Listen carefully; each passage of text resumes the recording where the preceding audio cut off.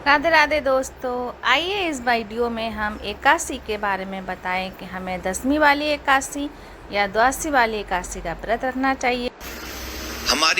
हमसे ये प्रश्न करते हैं, हमारी एकादशी बाद में क्यों आती है? कुछ लोग पहले एकादशी रहते हैं। जिस एकादशी को हम लोग नहीं रहते,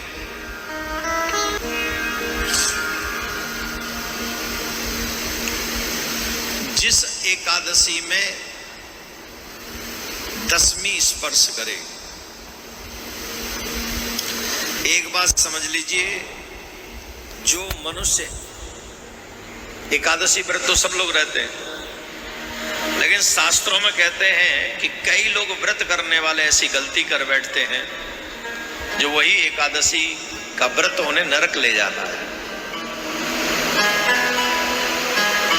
वही एकादशी का व्रत उन्हें नरक में ले जाता है। इसलिए व्रत तो करना चाहिए, पर शास्त्र अनुसार करना चाहिए। सोच समझ के एकादशी का व्रत करना चाहिए। शास्त्रों में कैसे एकादशी का व्रत करना चाहिए, कौन सी एकादशी का व्रत करना चाहिए, इसका स्पष्ट निर्देश है। स्मारक और वैष्णव एकादशी दो होती है। दसवीं तिथि, ध्यान से सुनना, दसवीं तिथि एकादशी तिथि को अगर स्पर्श करते, वो एकादशी नहीं रहनी चाहिए।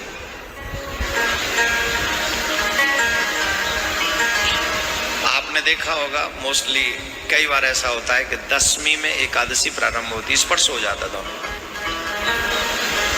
तो वो एकादशी जिसमें दसवीं तिथि का स्पर्श हो, वो एकादशी का व्रत निषिद्ध है। एकादशी तिथि द्वादश तिथि का भी स्पर्श करती हो, अगर जैसे एकादशी हम व्रत कर रहे हैं और उसमें द्वादशी स्पर्श हो रहा हो, तो वही उत्तम एकादशी का व्रत माना गया है, श्रेष्ठ एकादशी का व्रत माना गया है। जो मोस्टली हम लोग रहते हैं, भविष्य पुराण में कहा गया है कि सूर्योदय के पहले 4 दंड काल यानी 1 घंटा 36 मिनट यदि दसवीं नाम मात्र भी रहती है, तो भी वह एकादशी उपवास करने के योग्य नहीं है। स्कंद पुराण में है, उमा महेश्वर संवाद में ऐसा वर्णन आता है, जो दसवीं युक्त एकादशी करता है वो निश्चय ही नरक जाने की इच्छा करता है। ये हम नहीं कह रहे। बाबा भोलेनाथ मां पार्वती को उमा जी से महेश्वर कहते हैं। जो दसवीं से स्पर्शित एकादशी है, जो मनुष्य उस व्रत को करता है, वह नरक जाने की इच्छा रखता है। ब्रह्म पुराण में आता है कि धृतराष्ट्र के 100 पुत्रों का नाश हो गया। उसके पीछे एक रीजन ये भी था, उसकी जो पहली पत्नी थी, उसके साथ धृतराष्ट्र ने दसवीं स्पर्श वाली एकादशी का व्रत किया था, जिसके कारण उसके वंश का नाश हुआ। ऐसा हम नहीं कहते हैं, ये ब्रह्म पुराण में आता है। इसलिए हम लोगों को